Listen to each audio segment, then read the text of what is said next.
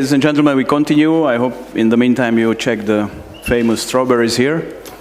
And I'm very happy and honored to introduce to you two very high-flying men, the pole world record holder and Olympic winner, Renaud Lavillenie from France, and the world champion from last year in Beijing, Shawn Barber from Canada. Renaud was already here in Oslo in the past. I think for Shawn, this is the first time in Oslo. And also the difference is that Shawn already competed 10 times in the outdoor season, Renaud 3 times. And for both maybe the signal that they are not world leaders. As somebody else is the world leader, that means the crowd in Oslo would be happy to see some great marks, some high flies. The mid record is exactly 6 meters by Tim Lobinger back in 1999. So how are the feelings now, Renaud? You had some break in the competition now? Yeah, I get some little good training since Eugene because I feel a little bit tired with Shanghai, Ostrava and Eugene, but now I'm feeling on my good way for the competition. And I'm very happy to be back in Oslo because even if it's a place where I didn't jump so high from the other one, I'm still able to win every time and manage the wind condition. So my goal actually is to be able to be better than the last few years, and had a great battle with his guide Shawn and the other one. So yeah, we'll see. It will be interesting, I think. Shawn, first time in Oslo. How important for you is this competition through your already heavy season?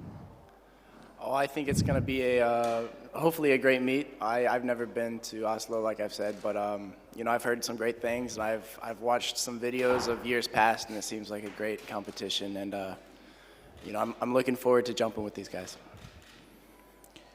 Concerning your technique, where do you feel you are now, Renaud, when you compare to previous seasons? Are you where you want to be at this moment of the season? Actually, about what I did in training, I'm on a good way. I'm close to be very consistent about what I've been able to make before. So now the big thing is to be able to do it in competition. So that's why it came early in the season. It's only my first competition this year for the outdoor season, so I need to find the rhythm and find all the marks. But I mean, that's fine. I'm still able to get some good evolution and training, and I hope that the competition will be on the same way. Shawn, for you, from technical point of view, where are you now? I think my technique is okay. It's pretty good right now. I'm having problems with consistency on the runway, and I think that's something that will be fairly easy to fix. It just might take some time over the next couple of weeks, but it's better to have these problems now than in the future. It's your first, we can say, full pro season. How does it feel on the circuit? I like it. I think that this is, you know, it's a big change from NCAs, but I think it's a change that once I get used to, I'll feel very at home. Thank you. Questions, please, from the audience? Wait for the micro, please, sir. You said your first season as professional. What is the most difficult to manage? The travels, intercontinental travels, you are tired? Travels are difficult, yes. I'm not able to travel with my coach as much. He's busy with NCAA obligations. That's also difficult. So that makes me be a little bit more independent when I go to these meets. I kind of catch my own mid-marks and coach myself through some of these jumps. That and, you know, just the responsibility of traveling on your own instead of with a team and aspects like that. We spoke with the sprinting ladies before about their plans until Olympic Games. Can you say something more? Renaud, we know that you are planning to jump at the European Championships in Amsterdam and around before and after some meetings, as we assume. Yeah, actually, about to jump in Stockholm for the next Diamond League. Then I have my nationals. And for July, I will jump in Amsterdam for the European. And then just 2 more meets will be Sotteville-les-Rouen in France. And the last one will be London. So that's a good plan. I used to have this kind of competition before big events. And after that, I will have a break and make the last preparation before leaving to Brazil. And what will be your place, if you can say, for this final preparation? I stay at home in France, and then I go to Brazil 10 days before the qualification. So nothing special, just the regular training. Yes, you trust to what you are used to do. Of course, Shawn, for you, the plan is not that difficult because there are no continental championships for you. But right. Canadian champs, of course. I still have Canadian championships mid-July. I'll have to travel back for those. Between now and then, I have a similar situation as him. Towards the end of June, I'll go to Germany and spend a week and a half there for a training camp. Other than that, just hit the other Diamond Leagues on the way, and I'll train at home and travel to Brazil maybe 5 days before competition. Thank you very much. Maybe some questions in the meantime. Okay, so I don't know whether you will tell it to us, but what will be your opening heights tomorrow? I think the question is more for Shawn, if you want to start higher than before. But 5 meters. No, I think if I'm in shape, I will start 573 as the last competition. So it depends on the condition. If it's really bad, I think jumping 60, 65. But it's just after warm up, we'll see how it's going to be, and we make the decision like that. Yeah. Shawn, I don't want to push you too much because obviously you may decide at the time of the meet. Right. Well, I think maybe 40 or 55 or 50, whatever the increments are. Is it 50? 55. 55. And continuing on tomorrow, what would satisfy you in the competition tomorrow, Renaud? You mentioned it already a little bit. Yeah, the goal is to win and take the lead keep the lead from the diamond race, and also, jumping 580 would be a good thing, but I will not be 100% satisfied with that. I hope jumping 590, maybe more. So, we'll see, but I'm on a great way for that, and it depends also of Shawn if he pushed me a lot or not. Yeah, interestingly, Shawn still has a better result this year outdoors than you. You want to keep it, Shawn? Well, I think me and him, we're both looking at the world lead right now, and we both feel like we have the potential to jump that very soon, and we want to jump that very soon and take it away from that Kendricks guy. But I think that's something that whether it happens this week or in a couple weeks, it's going to be something that everybody can look forward to. Thank you very much. Yes, there is a question. Yes. Yes, Shawn.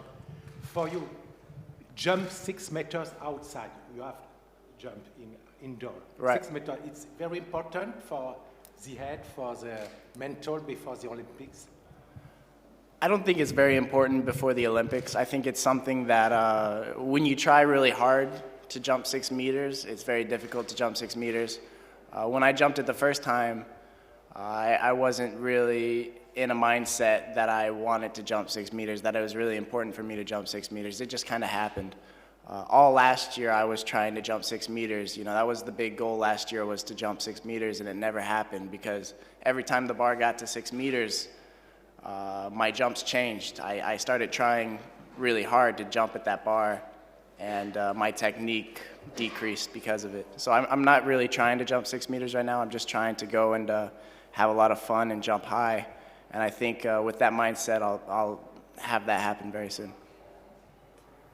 Thank you. Maybe one question which is related only to Renaud, but maybe you will add something. You will have in your country the Football European Championships starting very soon. Will you follow the matches, and especially, of course, the matches of your team? Yeah, of course. You know, in France, everybody is talking about that. So if you want to miss it, it's really hard. But the thing is, the first match will be on Friday night. So I will watch it, and I will be in the stadium to see them, because it's maybe the only opportunity for me to see the team playing. So, you know, I think it's more than sports, actually. So it's really important for everyone to try to be part of this competition, of this big French event, and that's it. So I hope you know, with all the bad thing we had in France since a few months, I hope that it's going to be very great to be able to enjoy this big popularity for the football player, and also for the nation. Are you especially friend with some of the team players? Not so much. I'm more friend about rugby players, but I don't have a lot of opportunity to meet them. But I'm still following few of them, and you know, when you read all the newspaper, you can't miss football in any place, and so it's good to be able to find it and to have a look at that. Shawn, you will stay in Europe now. You said also in Germany for a training camp. So will you watch some games? Yes, I'll watch some games. I've always been a fan of football, and you know, I think that'll be interesting to see. Which team you will support? That's the question. Yeah, I don't know yet. Maybe the winning team, no? Could France be the winners? Always the underdogs, right? Could France be the winners, Renaud? I guess, yeah. I mean, when you know it's a host country, it's every time a good thing, but they are not maybe the best team from the Euro, but it's really close, like for the first 3-4 nations. So Germans were really good last year, and you know, you never know with Spain or Italy. So I mean, that will be interesting to see first of all the qualification, the first round, and then with the final match. We never know. We must see how it is. Close your final in Amsterdam and the final match, because final match is on Sunday. Yeah, and Amsterdam is on Friday, so that's good. If there is a final with France, you maybe can make it. Yeah, to the stadium. Yeah, maybe we'll see. We get time to think about that. More questions from you, ladies and gentlemen? Énormément. Okay, no more questions. Thank you very much for coming. Good luck for tomorrow in attacking Sam Kendrick's world lead of 592 or Tim Lobinger's mid record of 6 meters. All the best to you. Thank you. Thank you.